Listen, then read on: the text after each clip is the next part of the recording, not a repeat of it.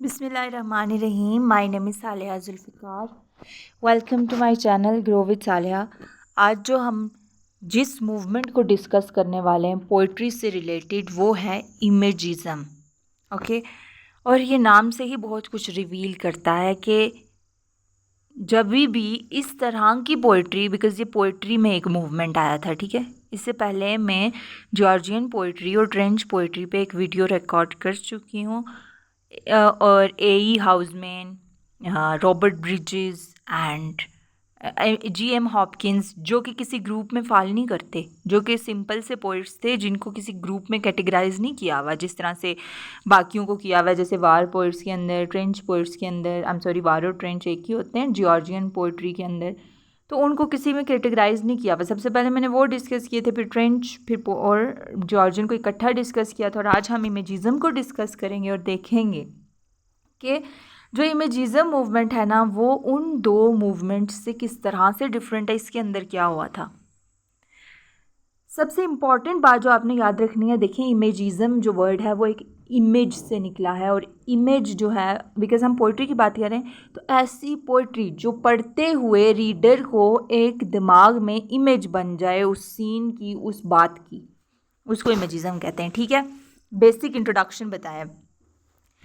अब इसके बैकग्राउंड को पढ़ते हैं। बैकग्राउंड को बहुत इंपॉर्टेंट होता है। जब आप किसी बैकग्राउंड को समझते हैं, आपको उसकी रूट से समझ आ जाए ना, तो कॉन्सेप्ट सही से क्लियर हो जाता है। अब हुआ क्या कि मैंने आपको रोमांटिक पोइट्री भी पढ़ाई थी, जिसमें क्या होता था, जिसमें हम इमोशंस पे फोकस करते थे, ब्यूटी को प्रेज़ किया, नेचर को प्रेज़ किया, सिंपलिसिटी थी, जो दिल में आया लिख दिया, इमोशंस रिवील हुए। और जब जो राइटर्स जो जो दिल में आता था उसके वो लिखता था विदाउट एनी रूल। आपको पता है क्लासिकल एज में रूल्स फॉलो होते थे, प्रॉपर रॉयल सोसाइटी थी, प्रॉपर उनकी सोसाइटी थी एक, जिसमें रूल्स सेट हुए हुए थे कि हीरोइक कॉपलेट में ही लिखना है, ये करना है, छोटा लिखना है, प्रिसाइज लिखना है, और डायरेक्ट बात करनी है, इस तरह से। लेकिन ये सारा कुछ रोमांटिक्स ने इग्नोर कर दिया था। मैं बहुत पीछे जाके बता रही हूँ। रोमांटिक्स क्या करते थे, जो दिल में आया वो लिखा, कोई रूल्स रेगुलेशंस फॉलो किए बगैर। तो इस तरह से वो जो रोमांटिक्स थे वो अपनी पर्सनालिटी रिवील करते थे उसके अंदर, यानी सेल्फ एक्सप्रेशन का उनके अंदर एक कैरेक्टरिस्टिक्स था। और इसी रोमांटिक मूवमेंट को ही विक्टोरियन मूवमेंट के अंदर भी कंटिन्यू रखा गया। जैसे कि प्री रेफिलाइट मूवमेंट को देखें, वो कितना ज़्यादा ब्यूटी पे फोकस, ब्यूटी ऑफ डिक्शन पे फोकस करते थे कि अच्छा अच्छा प्यारा प्यारा लिखा हो। इमोशंस को इतना लंबा लंबा करके बताते थे कि बात क्लियर होने के लिए वो किसी भी कॉम्प्लिकेटेड टॉपिक को बहुत फीलिंग्स से लंबा लंबा करके लिखते थे। समझ आई, इमोशंस को रिवील करते थे। ये भी सेल्फ एक्सप्रेशन की कैरेक्टरिस्टिक को फॉलो करते थे, ठीक है। इसी तरह से एस्थेटिक मूवमेंट वाले भी यही करते थे, जो कि विक्टोरियन एज से। अब इस मॉडर्न एज में के अंदर आकर जॉर्जियन पोइट्री को आप देखें, जो मैंने पीछे डिस्कस किया है, उसमें भी यही जो हो रहा है। नेचर डिस्कस हो रही है, लैंडस्केप डिस्कस हो रहे हैं, इमोशंस डिस्कस हो रहे हैं। तो अब जो है इमेजिज़म के अंदर जो राइटर्स थे, इन्होंने कहा ये क्या हो रहा है, पोइट्री के अंदर तो कोई यूनिकनेस आई ही नहीं, सब कुछ वही फॉलो हो रहा है जो रोमांटिक्स किया करते थे।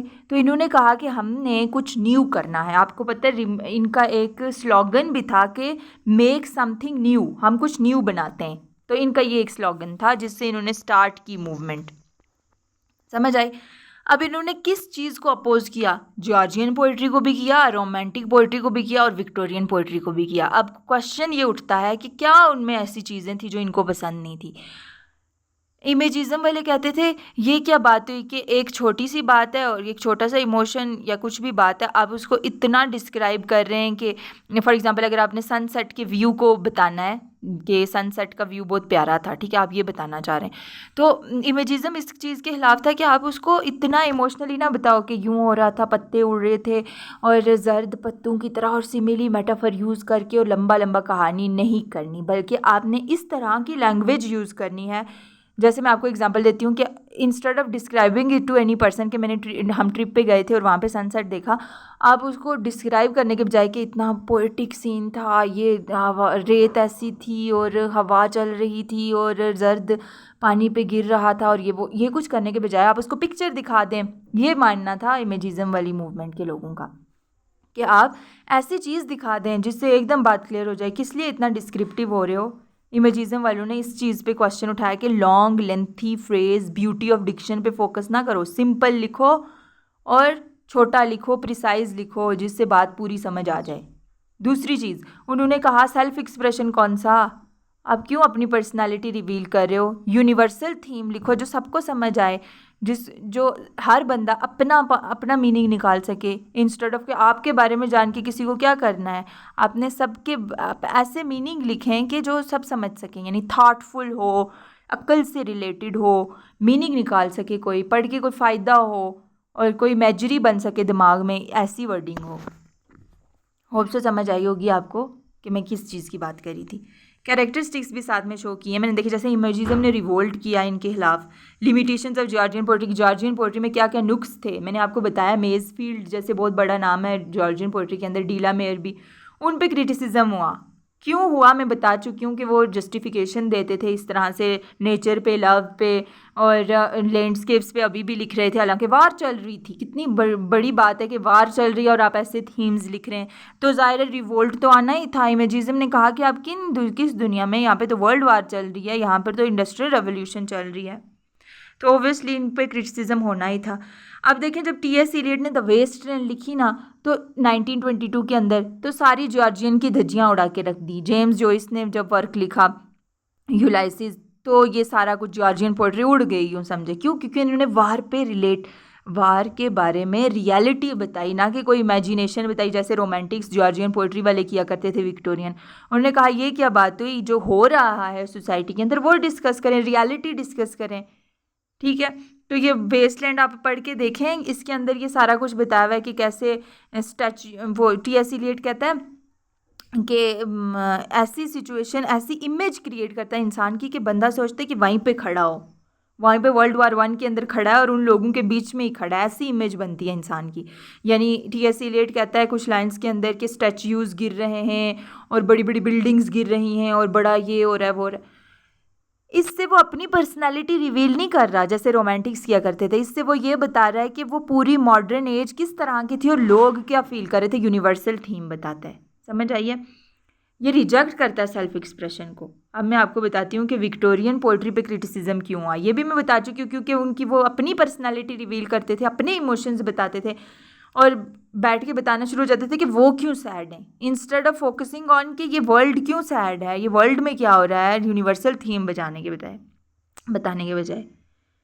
अच्छा, इमेजेस पोएट्री का फंक्शन मैं आपको बता चुकी हूँ कि इनका फंक्शन ये नहीं था कि सेल्फ एक्सप्रेशन, ये कहते थे थोड़ा लिखो, सुथरा लिखो, इमेज रिवील हो, सीन बने दिमाग के अंदर। लैंग्वेज के साथ ट्विस्ट करते थे, ऐसी लैंग्वेज यूज़ करते थे कि इंसान के दिमाग में कुछ बैठ जाता था, इतनी प्रिसाइज लैंग्वेज। और ये हमेशा कोशिश, देखिए टी.एस. इलियट ने एक बहुत बड़ा मेट्रो स्टेशन, इसकी एक पोम है, ये इतनी बड़ी पोम थी, लेकिन टी.एस. इलियट एक दिन बैठा, उसने कहा मैं इसको छोटा करके, ये जो पूरी मैंने सारे इमोशंस बताए हुए हैं या जो भी मैंने पूरी बात की हुई है, इसको मैं थोड़ा करते करते करते वो सिर्फ 13 वर्ड्स पे आके रुक गया कि उससे सारा मीनिंग क्लियर हो रहा है, तो मुझे क्या ज़रूरत है इतनी बड़ी पोम लिखने की। तो उसने इस तरह से करके, यानी उसको बहुत टाइम लगता, ऐसी पोइट्री लिखते हुए बहुत टाइम लगता था। तो जो पोइट्स थे वो लिटरेचर पे बहुत ज़्यादा फोकस करते थे कि अच्छा ये गलती ना हो जाए, ये वर्ड हमने यहाँ पे यूज़ करना तो मीनिंग ज़्यादा क्लियर होगा, ये करना तो इमेजरी क्रिएट होगी, ये करना है तो ये इस तरह से कम करने हैं, तो वक्त काफ़ी लगता था, ये बात है। उसके बाद मैंने आपको बताया कि इमेजिस्ट पोएट का रोल क्या था। ये कहते थे कि ये कोई, जैसे रोमांटिक्स कहते थे ना कि ब्यूटीफुल लैंग्वेज हो, सिंप्लिसिटी, नेचर को प्रेज करो, दुनिया बहुत खूबसूरत है, इंसान बहुत खूबसूरत है, ये कहते थे इमेजिस्ट के पोएट्री का कोई काम नहीं है कि जैसे सॉन्ग्स गाना, ये वो। पोएट्री का तो काम है कि एक मीनिंग क्लियर करना जो कि हर किसी को अपना मीनिंग लगे, हर एक अपनी तरह, हर एक के दिमाग में एक इमेज क्रिएट हो जिससे वो अपना मीनिंग डिराइव कर सके। It's not all about the poets feeling, poets self expression, poets personality, it's about you guys जो कि पढ़ रहे हैं, ठीक है। अब क्या हो गया, रिवोल्ट अगेन रोमांटिसिज्म में बता चुकी हूँ। इमेजिज्म, हाँ, टी.ई. हल्मे के बारे में कहा जाता है कि इसने इमेजिज्म इंग्लैंड के अंदर शुरू कर दी थी, अपने 2 वर्क्स 1909 के अंदर पब्लिश करा के। इसको टी.एस. इलियट ने, जो अमेरिका में बैठा हुआ था, उसने पढ़े, उसको बहुत वो ज़्यादा इन्फ्लुएंस हुई इसके वर्क्स से। उसने कहा वाकई ये बात होनी चाहिए कि हमें छोटी सी बात में सारे मीनिंग्स क्लियर कर देने चाहिए। अब टी.एस. इलियट आ गई अमेरिका के अंदर, डूलिटल हेड, हिल्डा डूलिटल के साथ मुलाकात की, सब ने मिल के एक प्लेटफॉर्म सजाया, लोग आके इन्वॉल्व होना शुरू हो गए इमेजिज्म मूवमेंट के अंदर, सारे मिल के बैठे और फिर एंथोलॉजीज़ पब्लिश करने लगे। एंथोलॉजीज़ से क्या मुराद था कि एंथोलॉजीज़ जो कि प्रिसाइज लैंग्वेजेस ये वो काफ़ी लोगों ने बहुत ज़्यादा काम किया। जैसे मैं यहाँ पर आपको कुछ वर्क्स पोइट्स के नाम भी बताऊँगी आगे चल के। इमेजिज़म इन्फ्लुएंस 70, हाँ, अब इन पे इमेजिज़म किस पोइट्री को प्रेज़ करते थे, थोड़ी बहुत क्लासिकल को भी करते थे कि वो कहते थे कि क्लासिकल में जिस तरह से प्रिसाइज लैंग्वेज में मीनिंग क्लियर कर देते थे, वो सिर्फ एक एट्रीब्यूट क्लासिकल का फॉलो करते थे, लेकिन मेटाफिजिकल को बहुत ज़्यादा प्रेज़ करते थे। मेटाफिजिकल पोइट्री के बारे में कहते थे ये कितने सही हैं, ये अपनी फीलिंग्स भी बता रहे हैं और साथ में प्रिसाइज लैंग्वेज में भी बता रहे हैं, और कॉम्प्लिकेटेड वर्ड्स बेशक हैं लेकिन थॉटफुल, एक मीनिंगफुल बात कर रहे हैं। फॉर एग्जाम्पल वो लोग बहुत नॉलेजेबल थे। आप मेटाफिजिकल पोइट्री पढ़ें, आपको पता चलेगा कि वो दुनिया के बारे में भी नॉलेज देते थे और अपने इमोशंस के बारे में भी। तो ये मेटाफिजिकल पोइट्री से तो इन्फ्लुएंस थे। सिंबलिज्म से क्यों इन्फ्लुएंस थे? सिंबलिज्म से इसलिए कि वो कहते थे, जीएम हॉपकिंस को बहुत मानते थे। जीएम हॉपकिंस, आपको पता है सबसे पहले इंग्लिश लिटरेचर के अंदर अगर किसी ने सिंबलिज्म मूवमेंट लाई थी तो वो जीएम हॉपकिंस था। तो उससे बहुत ज़्यादा इन्फ्लुएंस थे। तो क्यों? क्योंकि वो कहते थे कि इंस्टेड ऑफ डिस्क्राइबिंग कि एक बंदा है, उसका दिल टूटा हुआ है और वो ये है, वो फिर रहा है, वो उसकी सिचुएशन ये है, ये कुछ करने के बजाय आपसे एक सिंबल बता दो, एक ब्रोकन हार्ट शो कर दो जो कि सारा कुछ बता रहा है। कि एक बंदा जो है, एक बंदे की पिक्चर बनाओ और उसके दिल की जगह तोड़ दो, समझ आ जाएगी, सारा कॉन्सेप्ट समझ में आ जाएगा। Instead of saying something use the symbols. तो ये यूज सिंबलिज्म से भी बहुत ज़्यादा इन्फ्लुएंस थे। आई होप कुछ हो के समझ आ रही है। अच्छा, इमेजिज्म स्प्रेड, कहते हैं कि टी हलमे तो जो है वो इंग्लैंड से था, टी.एस. एलियट उसको बैठ के अमेरिका में पढ़ रहा था, तो इस तरह से ये अमेरिका में भी स्प्रेड हो गई, इंग्लैंड में भी, और फिर इन्होंने अलग से अपना प्लेटफॉर्म सजाया था। अब जो है मैंने आपको बताया कि इसके अंदर हिल्डा डूलिटल से अजरा पाउंड आके मिला। सॉरी, मैं टी.एस. एलियट कह रही हूँ, सॉरी, वो अजरा पाउंड पढ़ रहा था अमेरिका के अंदर। अजरा पाउंड आया, हिल्डा डूलिटल के साथ मिला। I'm sorry, ठीक है। वो जो टी.एस. एलियट जो है उसने तो वेस्टलैंड लिखी हुई है, मैं अजरा पाउंड की बात करनी चाहिए थी, इसी ने मेट्रो स्टेशन भी लिखी हुई है। Okay, sorry for confusion. तो अजरा पाउंड आया, ठीक है, हिल्डा डूलिटल से मिला। एमी लोवेल के बारे में कहा जाता है कि इसने बहुत ज़्यादा काम किया था इमेजिज्म पे, यानी 1912 से 22 तक इसने बहुत सारी पब्लिश की बुक्स, ठीक है। एंथोलॉजीज़ में हिस्सा लिया, 3 तकरीबन एंथोलॉजीज़ इसी की थी।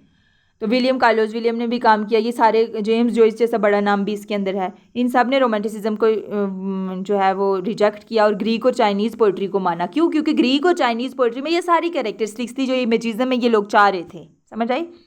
इमेजिस्ट एम्स, मैंने आपको बताया कि हार्ड, क्लियर, ब्रिलियंट इफेक्ट, मतलब सारा कुछ क्लियर लैंग्वेज में बता देना चाहते थे, छोटी सी लैंग्वेज में, यानी शॉर्ट फ्रेजेस में बता देना चाहते थे। इनका मकसद ये था। एक और थी कि रिदम और राइम को ये लोग फॉलो नहीं करते थे, फ्री वर्ड्स में लिखना पसंद करते थे, और यही इनका एम था। उसके बाद क्या हुआ कि इमेजिज्म के कुछ प्रिंसिपल्स थे, मैं आपको बता देती हूँ। पहला जो था वो common speech and exact word, कि कोई एडजेक्टिव यूज़ ना करें, कोई डिस्क्रिप्टिव, कोई इमोशनल वर्डिंग यूज़ ना करें, कोई डेकोरेटिव वर्ड्स ना यूज़ ना करें, जो बात है सीधी तरह बोल दें। प्रिसाइज वर्डिंग लिखते थे। हार्ड एंड क्लियर पोइट्री से मुराद के क्लियर वर्डिंग में लिख देते थे, कोई जो है वो सुपरफ्लुअस वर्ड्स, कुछ वेगनेस नहीं डालते थे।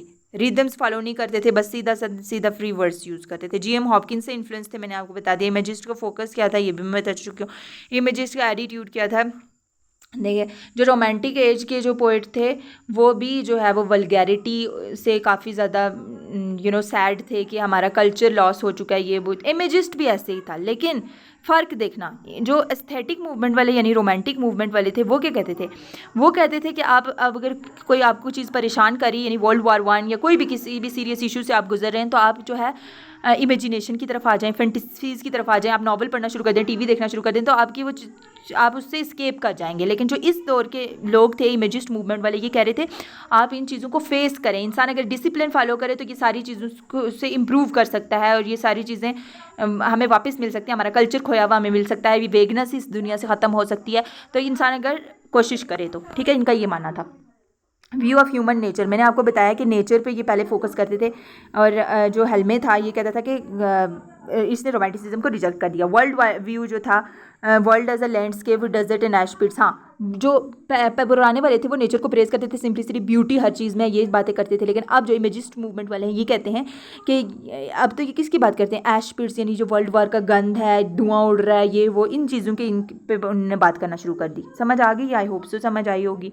इमेजेस पोर्ट की कुछ लिमिटेशंस भी, अगर इतनी प्रेज कर रहे हो तो कुछ लिमिटेशंस भी मैंने आपको बताया है कि ये लोग इंस्टेड ऑफ फोकसिंग ऑन कि हम किस टॉपिक पे बात करेंगे, इतना ज़्यादा बुक्स में इन्वॉल्व हो जाते थे, यानी वर्ड्स चूज़ करते थे कि कौन से वर्ड्स से यूज़ करेंगे तो ज़्यादा मीनिंग क्लियर होगा, किस तरह से हमें किसको छोटा करें, इतना टाइम बर्बाद होता था। तो ये चीज़ें करते हुए इन को बहुत क्रिटिसाइज़ भी किया जाता है, समझ आ गई। और दूसरी बात जो अजरा पाउंड कहते हैं कि ये इतनी बेशक छोटी सी वर्डिंग लिखते थे, समझ ही नहीं आती थी उनकी वर्डिंग की, 13 वर्ड से हमें क्या समझ आएगी, और वो भी इतने डिफिकल्ट वर्ड्स इसने यूज़ किए हैं, बेशक क्लियर किए हैं लेकिन नहीं समझ आ रही।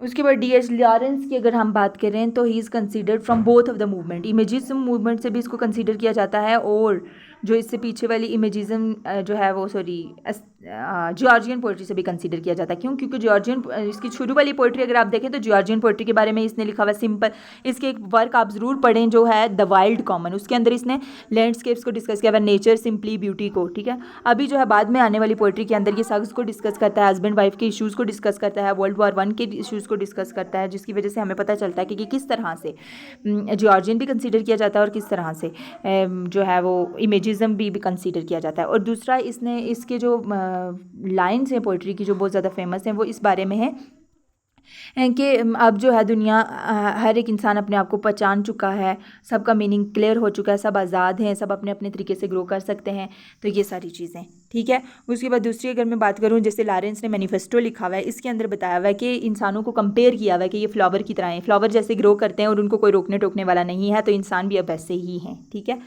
और इसने सब इंसानों की बात की हुई है, ना कि सिर्फ एक इंसान की कि ये मेरे इमोशंस हैं, ये मैं रिवील कर रहा हूँ। आपको समझ आ रही है कि कैसे कैरेक्टरिस्टिक फॉलो कर रहा है इमेजिज्म की, जॉर्जियन की कैसे फॉलो कर रहा है। जॉर्जियन की तो शुरू वाली पोइट्स के अंदर उसने पूरी यही बात की हुई है कि लैंडस्केप, नेचर, सिंप्लिसिटी, समझ आई।